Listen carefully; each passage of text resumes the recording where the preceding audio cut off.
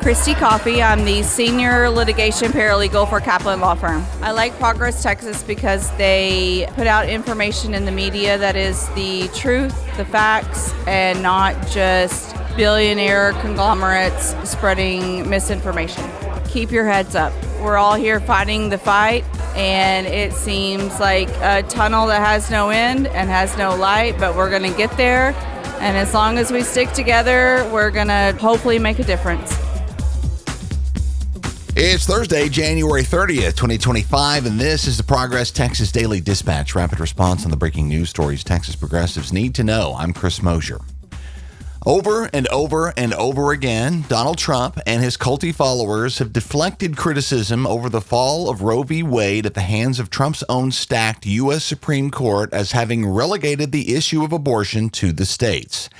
And over and over and over again, progressives have warned that anti-abortion zealots will not stop there. Well, here we go. House Resolution 722, filed a few days ago in the U.S. House, will, quote, implement equal protection under the 14th article of amendment to the Constitution for the right to life of each born and preborn human person, unquote. That, friends, is a national abortion ban, and 13 Republican Texas representatives, more than from any other state, are co-sponsors of this resolution. Pete Sessions, Jody Arrington, Ronnie Jackson, Beth Van Dyne, Roger Williams, Randy Weber, Michael Cloud, Pat Fallon, Brian Babin, Nathaniel Moran, and Tony Gonzalez are all here, not one single Democrat.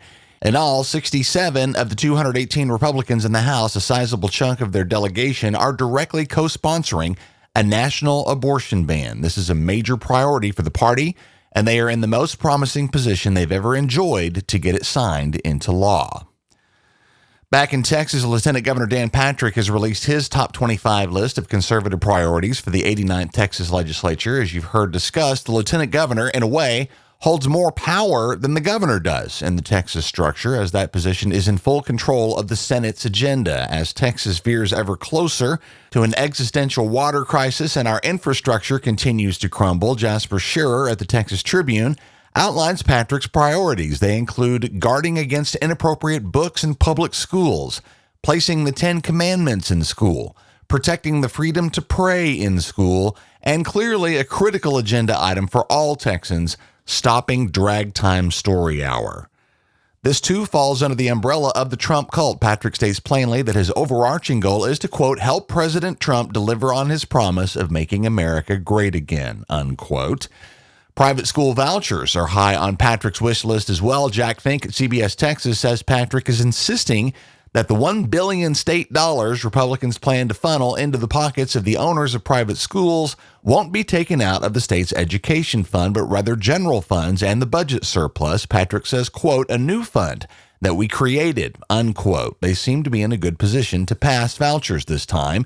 It'll be up to all of us to keep an eye on how the actual shell game gets played.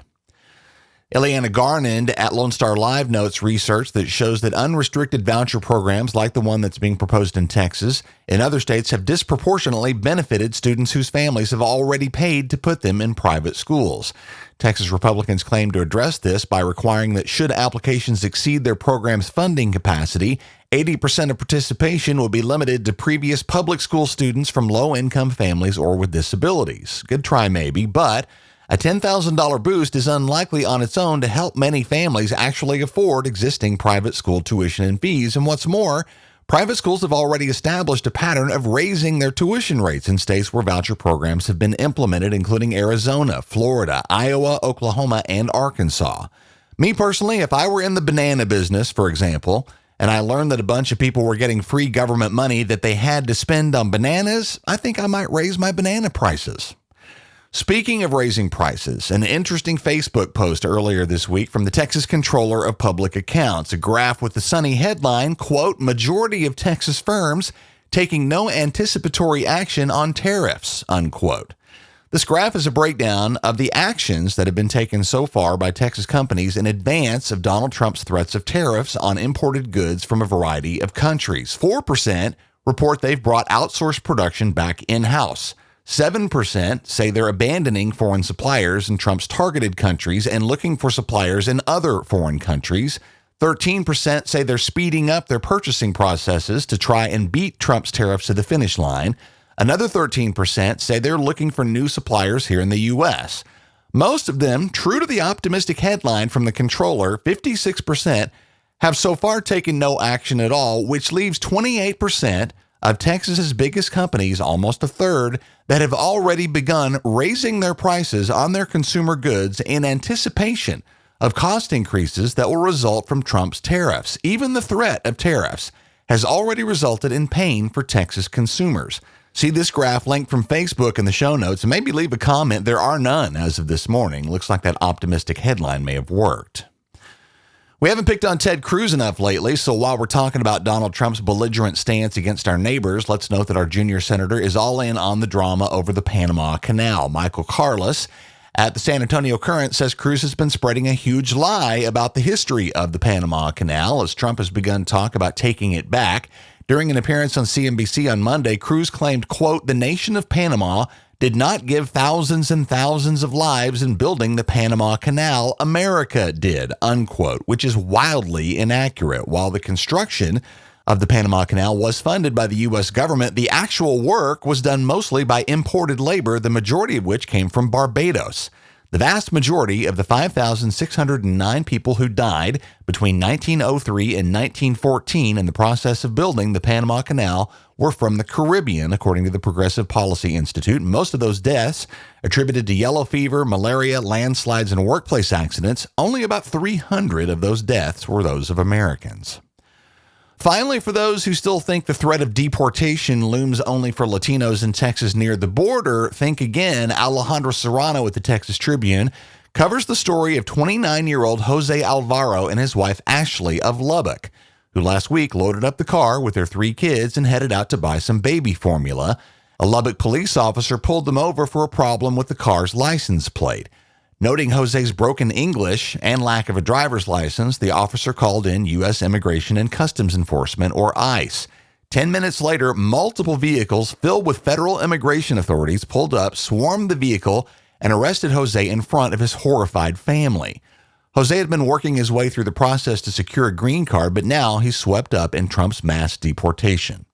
For all the talk of targeting criminals, the fact is that as far north as Lubbock, there is a massive effort underway by federal forces, state forces, and local police to find and deport every single undocumented person they can. This is happening now across the country, and there is no safe place to hide. Our funding at Progress Texas is rarely sufficient for us to plan much more than a quarter or two ahead, but the conservative disinformation machine that we oppose has no such obstacle. They're funded by oil and tech billionaires and religious right-wing activist groups. Our regular everyday listeners form a key component of our funding here at Progress Texas. If that's you, we could use your support as a monthly contributor, and no amount is too small. Go to progresstexas.org/donate like Richard Rodine, Marvin Hecker, and Hannah Banks all have lately. We appreciate all of you very much. While you're at the website, hit our web store, progresstexas.org, for Y'all Means All, Revolution, and our most popular Humans Against Ted Cruz t-shirts, all union printed right here in the Lone Star State, and more. All kinds of great Valentine's gift ideas there, all at progresstexas.org. That's the Progress Texas Daily Dispatch for this Thursday, January 30th, 2025. Links to all these original stories can be found in our show notes. Progress Texas is a nonprofit rapid response media organization promoting progressive messages and actions. While campaigns come and go, we're the permanent home for progressive media and action in the Lone Star State. I'm Chris Mosier. Thanks for listening. Have a great day. We'll see you again tomorrow morning.